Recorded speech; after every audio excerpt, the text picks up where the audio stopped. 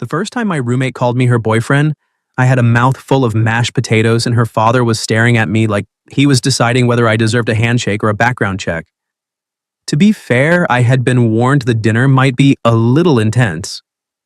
I had not been warned I was about to be promoted from guy who splits the Wi-Fi bill to future son-in-law. My name is Owen Miller. I was 29 then, working as a junior architect at a firm in Portland, living in a 2-bedroom apartment above a bakery that made our entire place smell like cinnamon every morning. I had a decent life if you counted reliable coffee, clean laundry, and a dating history so quiet my mother had started using the phrase, "when you're ready," like I was recovering from a shipwreck. My roommate, Claire Bennett, was 28, a nurse with a laugh that could make a bad day take one respectful step backward. She owned exactly too many houseplants, labeled leftovers like a prison warden, and sang off-key in the kitchen when she thought I had headphones on. I had never told her I sometimes took one earbud out just to listen. That was the problem with Claire. She was easy to live with in all the dangerous ways. She remembered how I took my coffee. She knocked twice before entering a room. She once stayed up until 2 in the morning helping me finish a presentation model, her hair in a messy knot, glue on her thumb, wearing my old college sweatshirt because yours are softer and I'm emotionally vulnerable to cotton. I was attracted to her, sure. I wasn't blind or dead, but we had rules. No dating roommates, no making the least weird, no looking too long when she padded into the kitchen in fuzzy socks and said, "Don't perceive me before caffeine." So when she leaned against my doorframe on a Thursday afternoon and said, "I need a favor," I should have faked a medical emergency. Instead, I looked up from my laptop and said, "If this involves moving a couch, I've recently become spiritually opposed to furniture. It's dinner." With furniture? With my parents. I paused. That sounds worse. She smiled, but it didn't quite reach her eyes. Claire had a face people trusted immediately, which made it easy to miss the tiny signs when she was bracing herself. The way her fingers found the silver ring on her thumb, the way she tucked her hair behind her ear twice when once would do. "My sister's coming into town," she said. "My parents are doing the whole family dinner thing." I told them I might bring someone. You might bring someone. Right. And I'm someone. You're very someone. That's the nicest thing anyone has ever said to me. She rolled her eyes, but there it was, the real smile, quick and bright. It landed somewhere under my ribs. I should have asked more questions. A mature man would have asked more questions. I chose instead to be a man who liked making Claire smile. "Why me?" I asked. Her gaze flicked away for half a second. "Because you're normal." That is demonstrably false. "Because you're kind," she corrected softer. "And because when my mother corners you about your life plan, you won't panic and announce you're joining a monastery." "I make no promises." She laughed, then took a step into my room without asking. That was how I knew something was really bothering her. Claire respected space like it was a constitutional amendment. She sat on the edge of my bed, close enough that I caught the clean scent of her shampoo, something citrus and warm. "My ex will be there." The air changed. "Ryan?" I asked. She nodded. I knew only the outline. College boyfriend. Family adored him. He had a smile like a campaign poster and the emotional depth of a spoon. Claire never trashed him, which told me more than trashing him would have. "He's friends with my brother-in-law," she said. "Apparently he's in town and my mother thinks it'll be nice if everyone catches up." "Nice," I repeated. "She also thinks I should stop being picky." I closed my laptop. Claire noticed. Her eyes softened before she looked down. "I'm not asking you to lie, not really, just come with me. Sit next to me. Make it less awful."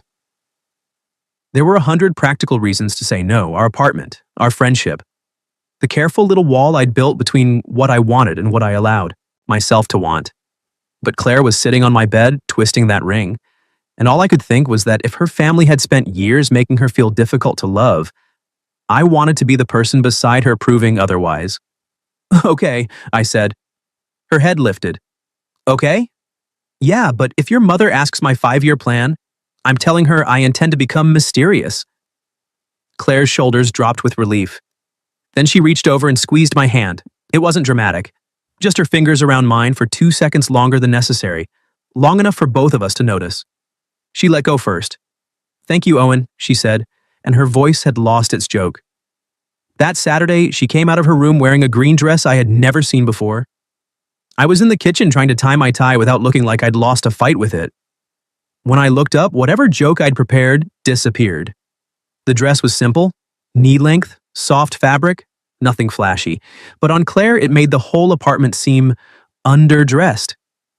She stopped when she saw me staring. What? Nothing. That was not a nothing face. It was an architect face. I was appreciating structure. She narrowed her eyes. Of the dress? Among other things. The words slipped out before I could stop them. For one small second, Claire didn't move. Then color rose in her cheeks, and she walked over like she had decided not to let me escape my own sentence. Your tie is crooked, she said. I was going for approachable. You were going for strangled.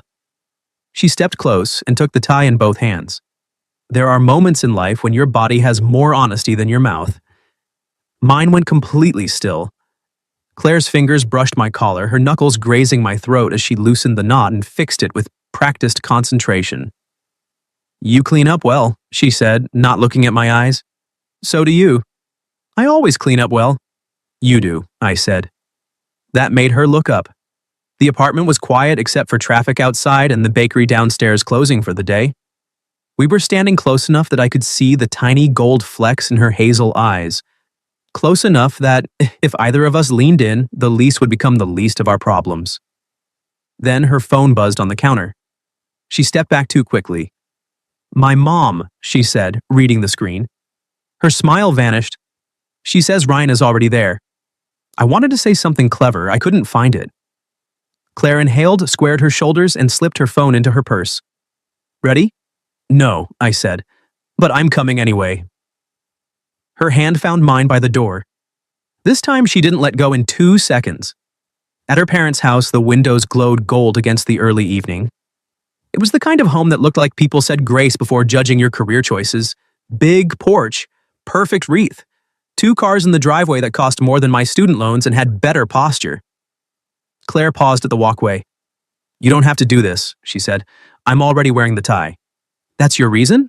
No, you are. Her eyes searched my face, and for a second the nervousness cracked open into something warmer. Something that made me wonder if maybe I hadn't been the only one pretending the apartment rules were enough. Then the front door swung open. A woman with Claire's eyes and a sharper smile called out, There she is. Inside, the house smelled like roast chicken and expensive candles. Her mother hugged her first, then inspected me with cheerful precision. And this must be Owen, she said. Yes, Claire said. Mom, this is Owen. Her father shook my hand. Mark Bennett. Owen Miller. Nice to meet you, sir. Ryan stood near the fireplace in a navy sweater, holding a glass of red wine like he'd been born in an advertisement. He smiled at Claire with too much familiarity. Claire, he said, you look beautiful. Her hand tightened around mine. I felt it before I understood it. Every face in the room turned toward our joined hands. Her mother blinked. Ryan's smile sharpened.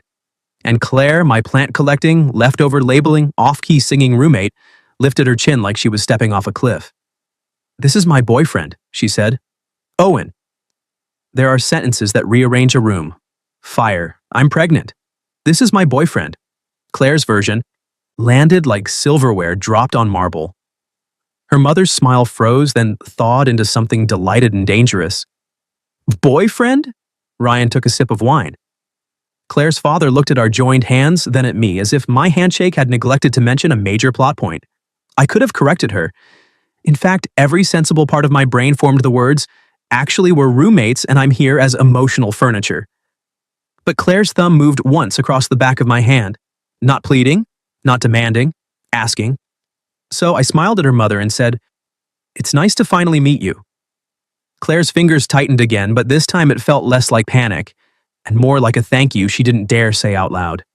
Well, her mother said, recovering with Olympic speed, this is a surprise. A good one, I hope, I said. Claire shot me a look. It clearly meant, you are enjoying this too much.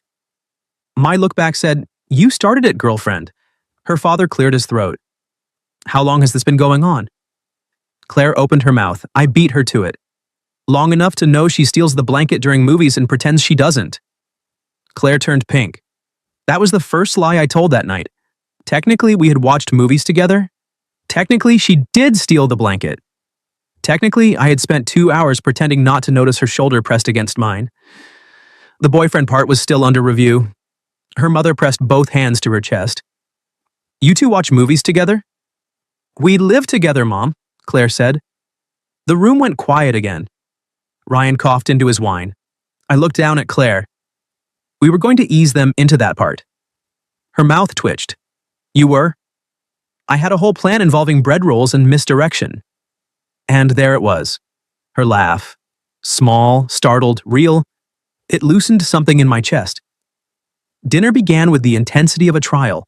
Claire's sister, Megan, was openly fascinated. Her husband asked me about sports, which I handled by naming 3 teams and hoping none were fictional. Mrs. Bennett asked questions in a tone so sweet it should have come with a dental warning. So, Owen, she said while passing carrots, what do you do? I'm an architect. An architect, she repeated, approving a little despite herself. How interesting. Mostly I draw bathrooms that other people make less expensive. Claire snorted into her water. Ryan smiled. That firm downtown, right? Claire mentioned you once. Once. I should not have been pleased by that. I was pleased enough to be embarrassed. She mentions me? I asked Claire. Don't look so proud, she said. It was about the time you set off the smoke alarm making toast. Artisanal smoke. Black bread, Owen. Bold bread. Her father's mustache twitched. I chose to count it as a victory. For a while it worked. We became a team in the way people do when they're lying under pressure. Improvising, catching each other's cues, building a relationship out of crumbs and old habits. Claire knew how I took coffee. I knew she hated mushrooms but ate them if served because she had been raised to fear disappointing tableware.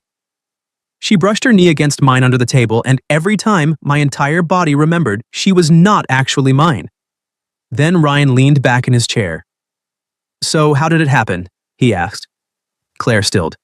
How did what happen? Megan asked, delighted. Ryan's eyes stayed on Claire. The romance. Roommates to lovers. Sounds like a movie. I felt Claire withdraw without moving. Her smile remained, but something behind it went careful. I hated him a little for knowing exactly where to press. I put my fork down. Slowly. Everyone looked at me. I turned toward Claire because if I was going to lie, I wanted at least part of it to be true. It happened slowly, I said. I noticed little things first. That she talks to plants like they're difficult coworkers. That she pretends she doesn't like the corner brownie even though she always reaches for it. That when she comes home from a hard shift, she checks on everyone else before herself. Claire's eyes widened. My pulse did something stupid. And then one day, I continued quieter. I realized the best part of my day was hearing her key in the door. The table had gone silent. Claire was looking at me like I had taken the lie and turned it into something she didn't know how to hold. Maybe I had. Ryan's smile had disappeared. Mrs. Bennett dabbed at the corner of her eye. That is very sweet. It's also not how it happened, Claire said. My stomach dropped. Then she reached over and took my hand again, folding our fingers together on top of the table for everyone to see. He's leaving out the part where I fell first. My heart stopped behaving altogether. She looked at me, not at them. Because he is ridiculous and kind. Because he buys the good coffee even when he says he can't tell the difference. Because he listens when people talk, actually listens. And because he makes me feel like I don't have to perform being okay. The lie had vanished from her voice. Or maybe I had lost the ability to tell. Under the table, my knee touched hers. This time, neither of us moved away. After dinner, I escaped to the kitchen with a stack of plates and the desperate need to breathe. Claire followed me. The second the swinging door closed behind her, she whispered, I am so sorry. I set the plates by the sink. For making me your boyfriend without a formal application process? I panicked. I gathered. I saw Ryan. My mom was doing that face. Everyone was waiting for me to be embarrassed about being single, and then your hand was there, and I just... She pressed her fingers to her forehead. I'm sorry. I turned to face her. The kitchen was warm, fragrant with garlic and lemon. From the dining room came muffled voices and Megan laughing too loudly at something. Claire looked smaller here, away from the performance, not weak, never that. Just tired of being measured. I'm not mad, I said. You should be. I'm a little curious about our anniversary. Despite herself, she smiled. June? Too vague. We deserve a holiday. Owen. I stepped closer. Not enough to trap her. Enough that she had to tilt her chin up. Claire, look at me. She did. My voice came out lower than I expected. I said those things because I meant them. Her smile faded. I know tonight is pretend, I said. I know why you said it. But what I said about you, that wasn't fake. For a moment, she didn't breathe. Then she whispered, mine wasn't either. The kitchen shrank around us. Her fingers were still curled at her temple. Slowly, I reached up and touched her wrist, giving her time to pull away. She didn't. I lowered her hand between us and she let me hold it. There was no audience now, no Ryan, no mother with bright eyes. Just Claire and me beside the sink, holding hands like it was both a secret and an answer. Your family thinks we're dating, I said. Yes. Your ex thinks we're dating. Unfortunately. I brushed my thumb over her knuckles. What do you think? Her gaze dropped to my mouth. It was quick. Barely there. It ruined me. I think, she said softly, that if we talk about this here, I might do something unwise. Define unwise. The kitchen door swung open. Megan stood there holding an empty wine glass and wearing the expression of a woman who had just walked into chapter 1 of a scandalous novel. Oh, she said. Sorry, I was looking for the corkscrew, but I see you two are busy emotionally undressing each other. Claire yanked her hand from mine. Megan, what? I'm supportive. Megan opened a drawer, found nothing, then pointed her glass at me. For the record, Owen, I like you better than Ryan. He has yacht shoe energy. I appreciate the endorsement, I said. Claire covered her face. Megan disappeared again, calling, Mom wants dessert in 5. The door swung shut. Claire and I stared at each other, then we both laughed. Not polite dinner laughter, not nervous laughter. Real laughter that bent us toward each other until her shoulder bumped my chest and my hand found her waist without thinking. She looked up. The laughter faded. My palm was at the curve of her waist. Her hand rested lightly against my tie, the one she had fixed in our kitchen. Oh, we should go back, she said. Oh, we should. Neither of us moved. Then from the dining room, Ryan's voice carried clearly. So, does Owen know about Boston? Claire went completely still beneath my hand. I didn't ask what Boston was, not then. Because her face had gone pale and whatever waited in that room had already taken enough from the moment between us. I leaned closer, my mouth near her ear, and said, We go back together. Claire swallowed. Then she looked at me, not helpless, not hiding, choosing. Together, she said. We walked back into the dining room, holding hands. Not because the audience required it, because Claire reached for me first. That detail mattered. It mattered so much I forgot, for half a second, that Ryan had just dropped the word Boston like a match into dry grass. Claire's mother was standing beside the dessert tray, face pinched with curiosity.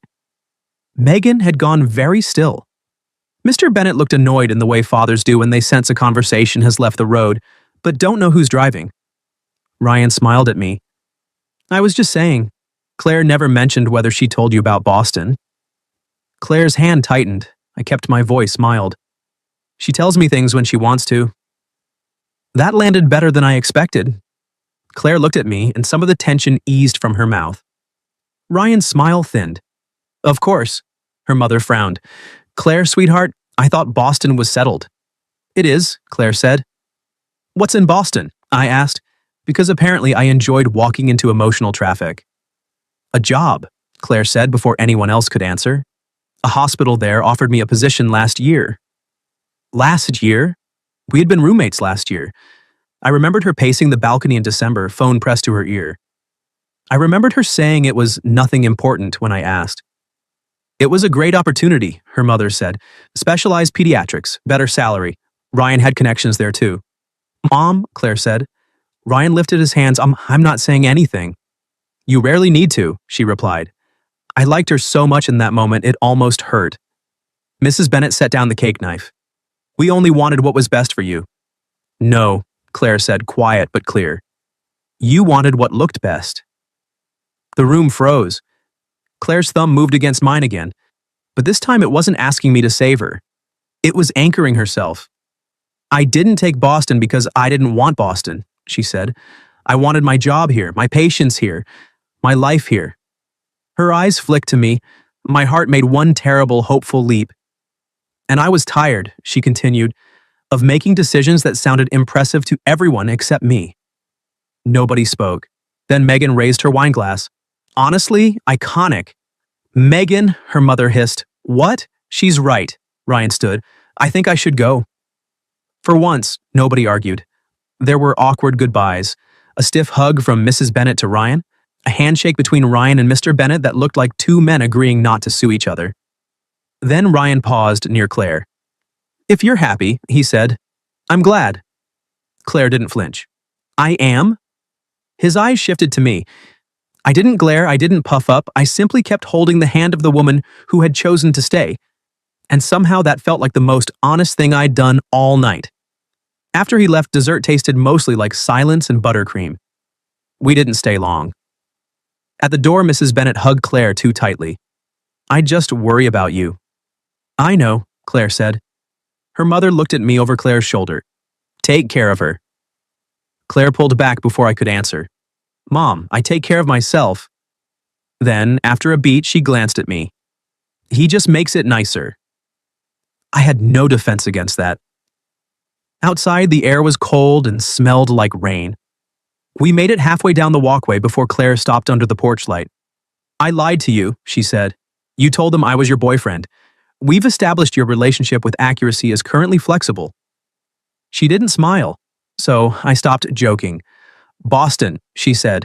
I should have told you. You didn't owe me that. I know. She wrapped her arms around herself, but I wanted to, that was the problem. The porch light gilded her hair.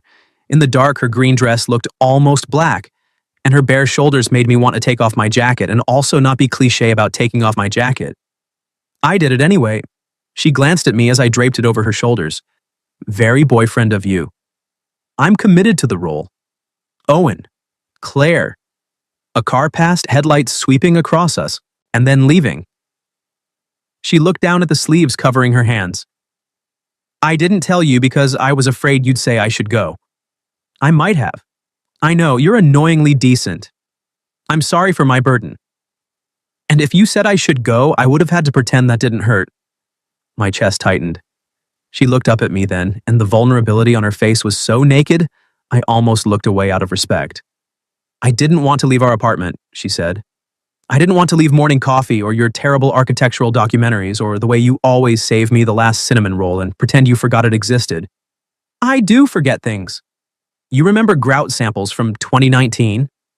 Important grout? Her laugh trembled, then faded. I didn't know what it meant, she whispered. Wanting to stay because of you. I stepped closer. Do you know now? Her eyes searched mine. Do you? There it was. The edge we'd been walking since the kitchen, since the tie, maybe since the night she fell asleep on the couch with her feet in my lap and I spent 20 minutes afraid to move. I know I didn't want to be your fake boyfriend tonight, I said. Her face fell a little. I caught her hand before she could retreat. I wanted to be your real one. Claire went still. Rain began, soft at first, ticking against the porch roof behind us. I've wanted that longer than is convenient, I admitted. I told myself it was friendship, then respect, then lease preservation. That got the smallest smile. But tonight, when you said I was your boyfriend, I didn't feel trapped. I swallowed. I felt chosen. And I wanted it to be true. Her fingers curled around mine. You're not saying this because of Ryan? She asked. No. Or because my family put us through emotional dodgeball? No. Or because I look incredible in this dress? I looked her over before I could help it. Slowly enough to make her cheeks warm. That, I said, is a contributing factor, not the thesis.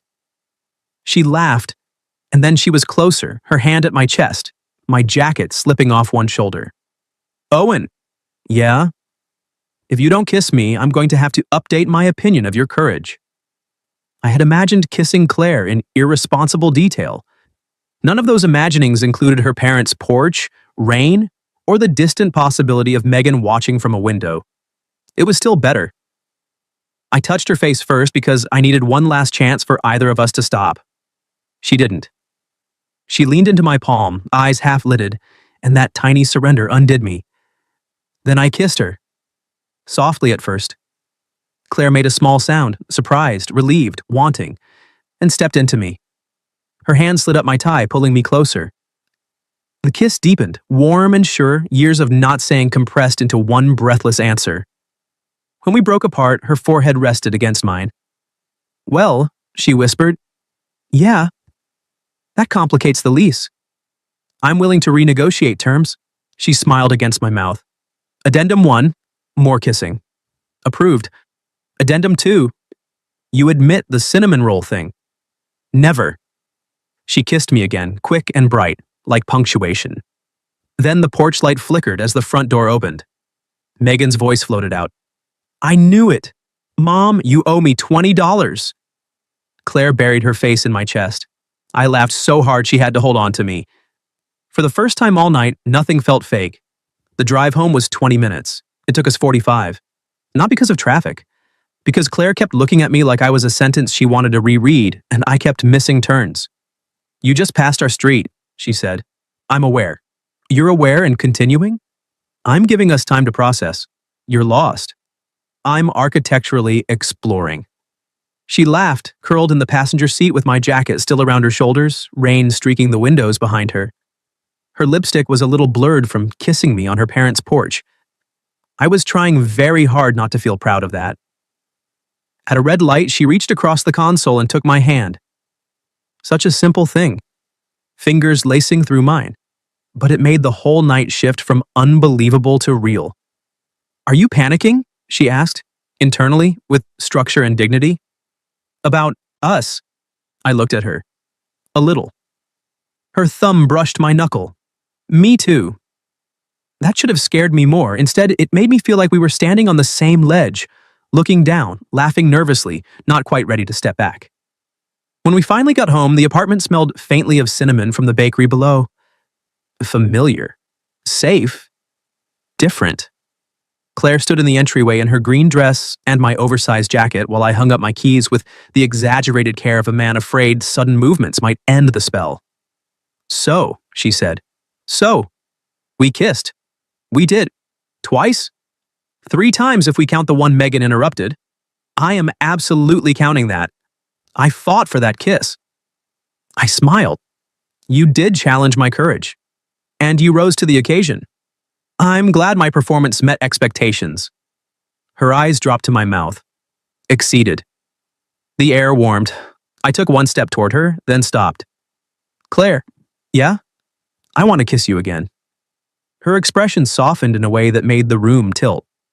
"But," I said, because apparently I had chosen this exact moment to become responsible, "we live together. And I don't want tonight to turn into something we don't know how to handle tomorrow." She studied me. "You're asking to slow down?" "I'm asking not to rush, just because I finally know what you taste like." Her cheeks went pink. That was unfairly effective wording. "I'm suffering too." Claire slipped my jacket off and hung it over the back of a chair. Then she walked toward me, close enough that my heart started filing complaints. "I don't want to rush either," she said. "But I also don't want us to pretend this didn't happen because we're scared." "No pretending," I said. "Good." She lifted a hand and straightened my already straight tie, just like before dinner. Only now her fingers lingered, sliding down the silk until they rested against my chest. "Then here's my proposal," she said. "Tomorrow, you take me on a real date." I swallowed. A date. Yes, no parents, no Ryan, no fake anniversary. Just you and me trying to be normal about the fact that we've been emotionally married for 6 months. Emotionally married? You bought me a humidifier when I had bronchitis and read the instruction manual. It had settings. You named my fern when I was sad. Fernando needed identity. And you once told a delivery guy I was asleep because I didn't want to answer the door. That's basically a vow. She smiled. See? I leaned down until our foreheads touched. Tomorrow, real date. Her breath caught, but she didn't pull away. And tonight? Tonight, I say goodnight like a gentleman. How disappointing. Deeply. Tragic, even. Historic. She laughed softly, then rose on her toes and kissed my cheek. Not my mouth. My cheek. Somehow it was worse. More intimate, almost. Tender in a way that promised patience. Good night, boyfriend, she whispered. I closed my eyes. You cannot just say that and walk away. But she did, smiling over her shoulder as she disappeared into her bedroom. I slept terribly. The next morning, I found her in the kitchen wearing flannel pajama pants, a tank top, and the expression of a woman who had been awake for a while thinking too much. Morning, I said. She handed me coffee. It was made exactly how I liked it. Morning, she said. We stood on opposite sides of the counter, both of us pretending not to notice that we were smiling like idiots. Then she said, I have concerns. I set down my mug. Okay. I don't want to become a story where we kiss, try dating, fail horribly, and then one of us has to move out and the other gets custody of the toaster. I would fight for the toaster. It browns evenly. I know. Her smile flickered, then faded. I'm serious. I know. I came around the counter but stopped a few feet away, letting her choose whether to close the distance. She did. I'm scared too, I said. But not of dating you. I'm scared of doing it badly, of losing what we already have because I want more. Her gaze softened. And I do want more, I added. I'm not confused about that. Claire's fingers found the hem of my t-shirt. I want more too. There it was again. No performance, no fake label, a choice. I touched her waist lightly. Then we go carefully. Rules? Probably. She nodded gravely. No kissing during arguments just to win. That was on your list because you plan to use it.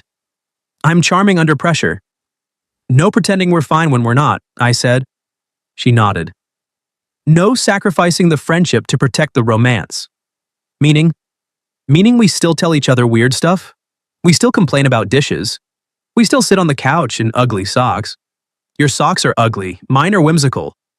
Your socks have raccoons eating pizza. Whimsical.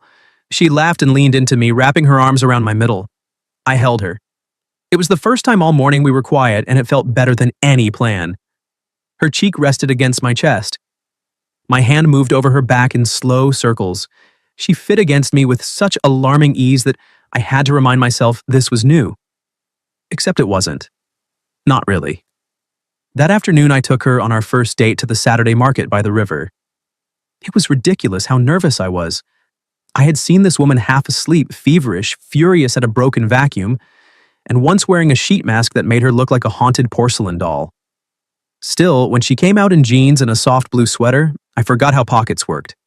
She noticed. Architect face? Structural appreciation. Of the sweater? Among other things. She grinned. Good callback. We walked between stalls selling flowers, pottery, and tiny jars of honey. I bought her a paper cup of hot cider. She bought me a pin shaped like a disgruntled cat and said it matched my resting spreadsheet face.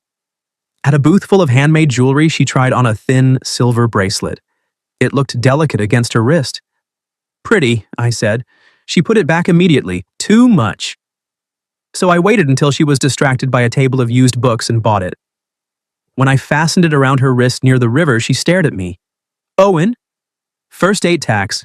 You can't buy me jewelry on a first date? I checked. No police. Her eyes shimmered with something dangerously close to tears. It's too sweet. Do you hate it? No. Then accept my illegal bracelet. She laughed, but her voice was soft. Thank you. Then she kissed me there in public, beside the gray river, and a man playing violin badly enough to make pigeons reconsider music. It wasn't a porch kiss. It wasn't urgent or startled. It was a first date kiss. Chosen. Unhurried. Her hand slid into my coat. Mine cupped her jaw. The world narrowed to cider on her lips and the cold tip of her nose brushing mine when she smiled. I'm having a good date, she whispered. I'm a strong candidate for second date. Don't get cocky. I bought jewelry. I'm invested. She leaned her head on my shoulder as we watched the water. For the first time, I let myself imagine it openly. Claire at breakfast. Claire stealing blankets. Claire not as the almost I lived beside, but as the woman I got to love on purpose. Then her phone buzzed. She checked it, and her smile faltered. "My mom wants brunch tomorrow," she said. "With you?" "With us." I waited. Claire looked at the bracelet, then at me. She says she wants to apologize. That could have been a news storm. Instead, Claire tucked herself closer under my arm. "Do we go?" I asked. She looked up at me. "Only if you want to, not as cover, not as a shield." I kissed her forehead. "I'll go because I'm your boyfriend." Her smile returned, slow and real. "Real boyfriend," she said. "The very inconvenient kind." "The best kind," she said, and took my hand. Brunch at Claire's parents' house felt different in daylight. Less like a courtroom. More like a place where people had once loved each other badly and were trying, awkwardly, to do better. Claire wore the bracelet I'd bought her at the market. I noticed because I had become the kind of man who noticed her wrist now, her hand in mine, her thumb brushing the silver band when she was nervous. The small smile she gave me when she caught me looking. "Stop staring," she whispered as we walked up the porch steps. "I'm admiring my illegal jewelry. You're admiring yourself for buying it." I contain multitudes. She laughed, and when her mother opened the Docker, Claire didn't drop my hand. That mattered too. Mrs. Bennet looked smaller without the dinner party armor. No sharp smile, no perfect hostess glow. Just a woman in a cream cardigan holding a mug of coffee with both hands. "Hi, sweetheart," she said. "Hi, Mom." Her eyes moved to me. "Owen, thank you for coming." "Thanks for inviting me." There was a second where nobody knew what to do. Then Megan appeared behind her mother wearing sunglasses indoors and holding a mimosa. "Oh, good," she said. "The emotionally competent couple is here. Maybe they can teach the rest of us." Claire's father muttered, "It's too early for this." "It is 11, Megan said. "Exactly." The tension broke. We ate quiche and fruit salad around the kitchen table. No Ryan, no performance. Just Claire sitting beside me, her knee occasionally bumping mine like a secret hello. Halfway through, Mrs. Bennet set down her fork. "Claire," she said, voice careful, "I owe you an apology." Claire went still. I kept my hand resting open on my thigh, not reaching for her unless she wanted me to. She did. Her fingers slipped into mine under the table. Mrs. Bennet's eyes flicked down, saw it, and softened.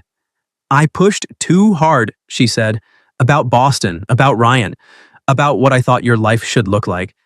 I told myself it was because I wanted you to be happy, but I think..." She swallowed.